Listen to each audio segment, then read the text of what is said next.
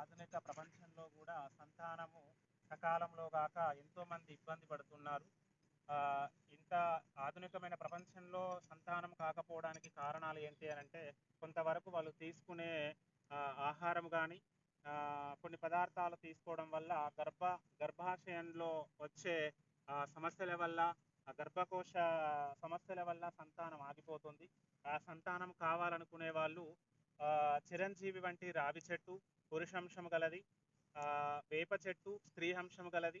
ఈ 2 ఒకే చోట ఉన్నదానికి వెళ్ళి ఎక్కువ సమయం ప్రదక్షిణ చేయడం గానీ, ఎక్కువ రోజులు ప్రదక్షిణం చేయడం వల్ల గానీ, ఆ శరీరంలో ఆమ్లజనిత సమస్యలు ఏదైతే ఉంటాయో అవి తొలగిపోవడానికి అవకాశం ఉంటది.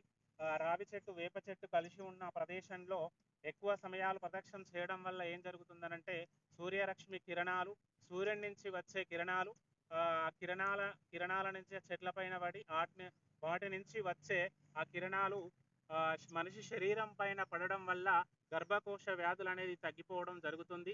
ఎన్నో సమస్యలు ఉన్నా కానీ రావి చెట్టు వేప చెట్టు చుట్టూ తిరగడం వల్ల శరీరంలో ఉన్న కొన్ని వ్యాధి సంబంధిత కారకాలు కానీ, శరీరంలో ఉన్న చిన్న చిన్న సమస్యలు కానీ, ప్రతి ఒక్కటి ఏదైనా కానీ, అంటే ఒక సంతానమే కాదు, ఆరోగ్య సమస్య కానీ, వ్యాపారం కానీ, ఆ తర్వాత ఇంకా వాళ్ళు చేసే ఏదైనా వృత్తి వ్యాపారాలు ఏదున్నా కానీ ఆ 2 చెట్ల చుట్టూ ప్రదక్షిణం చేయడం వల్ల కొంతవరకు సమస్యలు తగ్గిపోయి వాళ్ళు అనుకున్న పనులు కావడానికి 100% ఫలితం అనేది ఉంటుందండి. వైద్య నిపుణుల వల్ల కానిది కూడా చెట్టు వల్ల, అంటే చెట్టు అనేది గొప్పది. ప్రకృతిలో దొరికేది, ప్రకృతి వైద్యం అనేది చాలా గొప్పదైనది కాబట్టి దాని